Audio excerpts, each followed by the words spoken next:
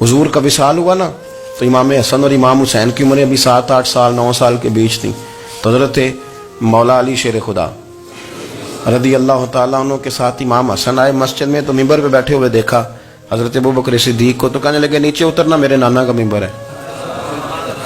बच्चों को बड़ी पहचान होती है ना अब्बा के कपड़ों की, से पता होता है कि ये मेरे नाना का है, ये मेरे, नीचे उतरो, ये मिंबर मेरे नाना का है। तो हज़रत अली मुर्तज़ा ने जल्दी से पकड़ा और पकड़ के फरमाया जरा हुसैन हसन ये क्या कह रहे हो? अब देखें ना बच्चा यहाँ किसी का शोर करे तो मैं आपको जुमा छोड़ के बच्चे की थोड़ी सुनूंगा।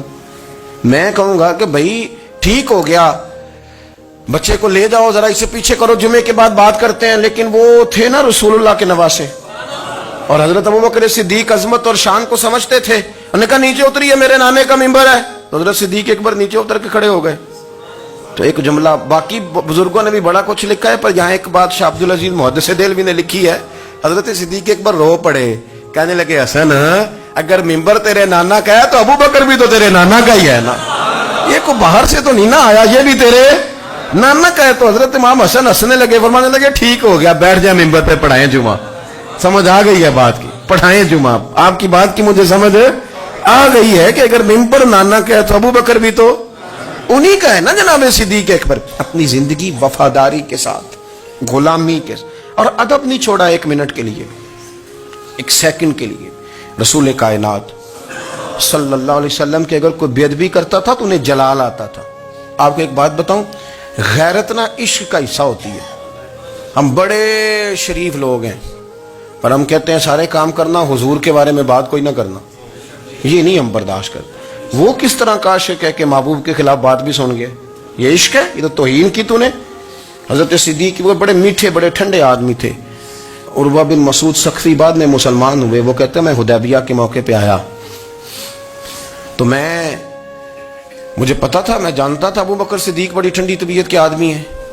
कहते हैं नबी पाक सल्लल्लाहु अलैहि वसल्लम के गिर्द ना मैंने हाला देखा गुलामों का, कोई हाथ बांधे खड़ा है, कोई पानी का कतरा लेने के लिए खड़ा है, कोई वुजू का बचा हुआ पानी लेने खड़ा है।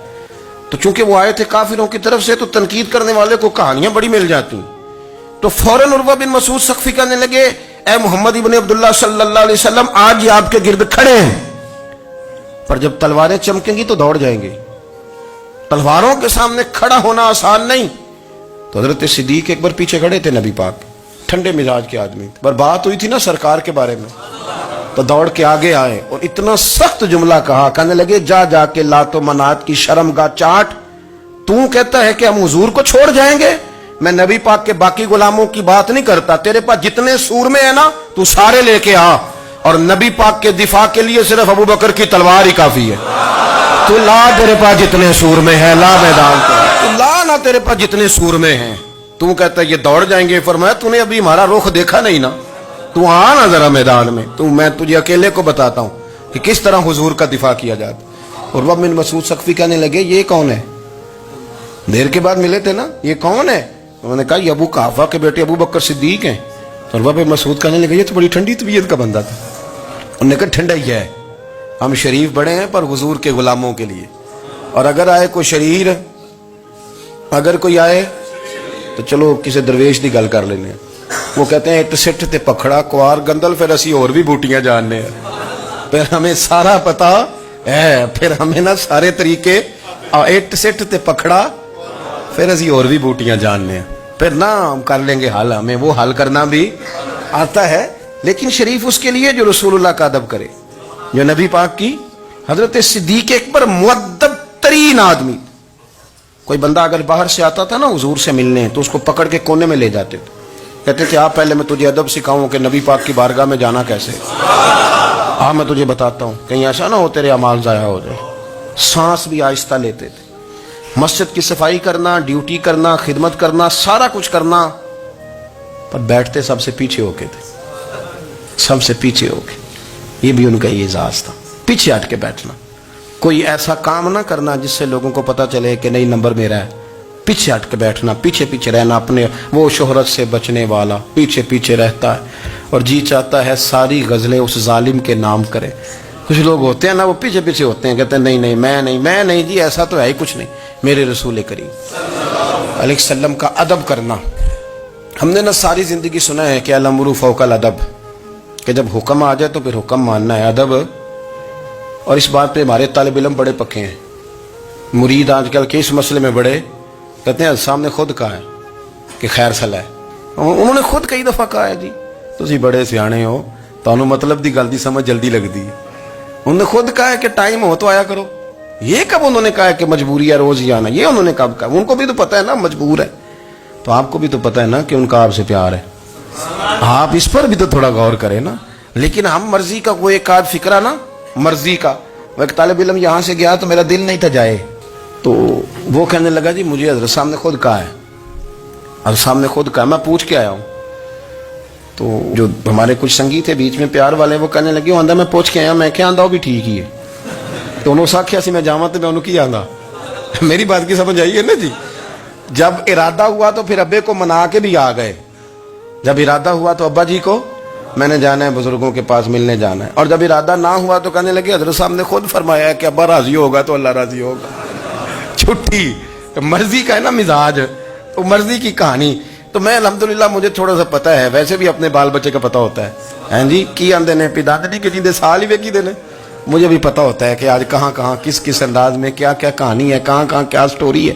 تو کبھی کبھی یہ سارا پیار ہی ہے، یہ بھی سارا اس میں بھی پیار ہی ہے. پتہ چل جاتا ہے کہ کل کہاں سے بات کر رہا تھا اور آج بات کہاں کر رہا ہے. یہ اپنا اپنا مزاج ہوتا ہے نا، اپنی طبیعت کے مطابق چلنا ہے. سنا یہی ہے کہ الامر فوق الادب، کہ جب حکم مل جائے تو پھر ادب نہیں کرنا، پھر حکم پہ.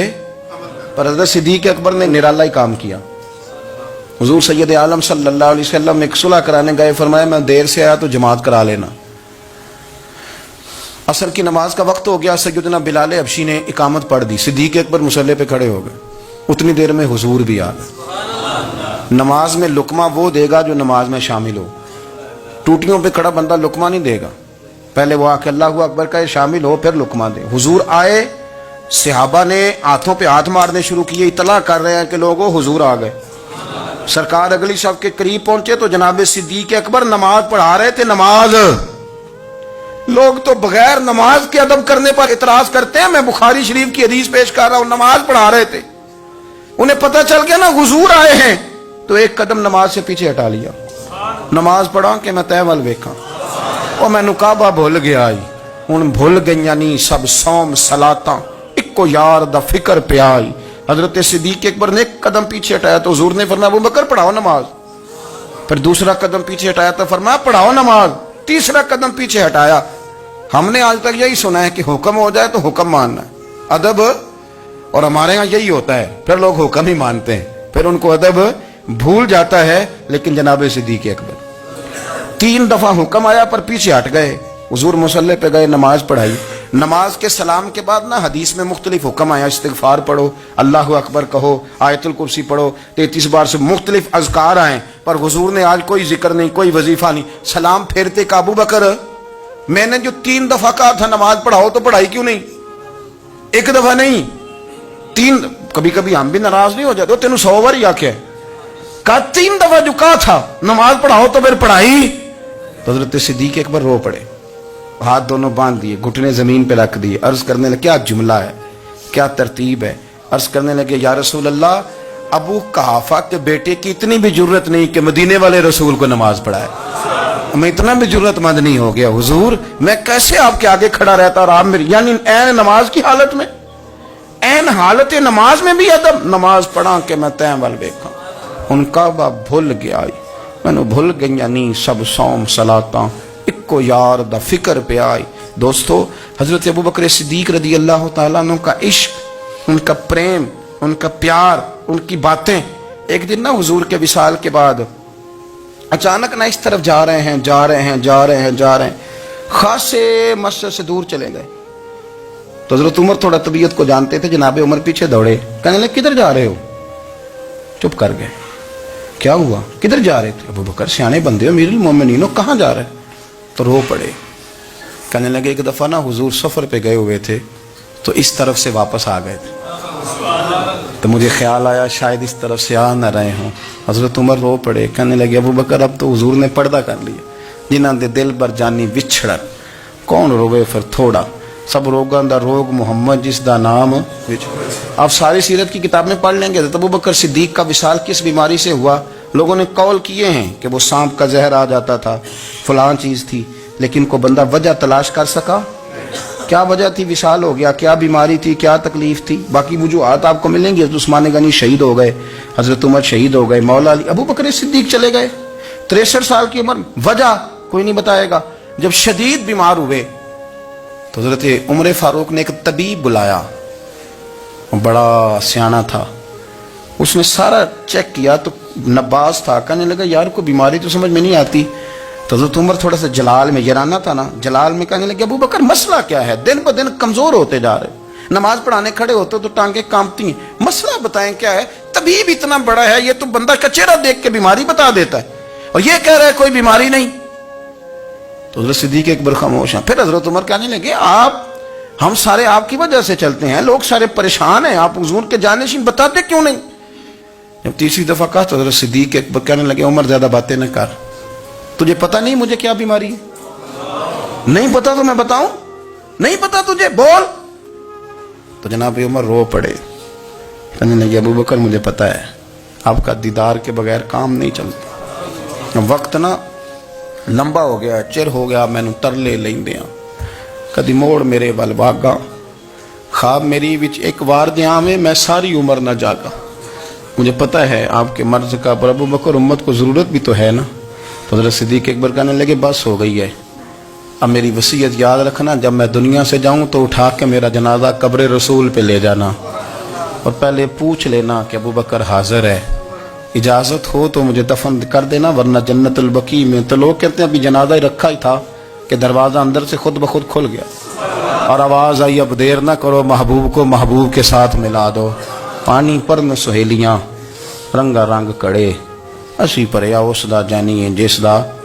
میں نے شروع میں ایک بات کی تھی کہ اپنی خواہشات کو نا حضور کا غلام بنا دیں، سوچیں سمجھیں کہیں وہ لفظ جو مدینے والے رسول کو پسند ہیں، پھر دیکھنا مسلمان ہونے کا مزہ آئے گا، پھر ذائقہ نصیب ہوگا. اللہ ان کے درجات بلند فرمائے. آخر دعوانا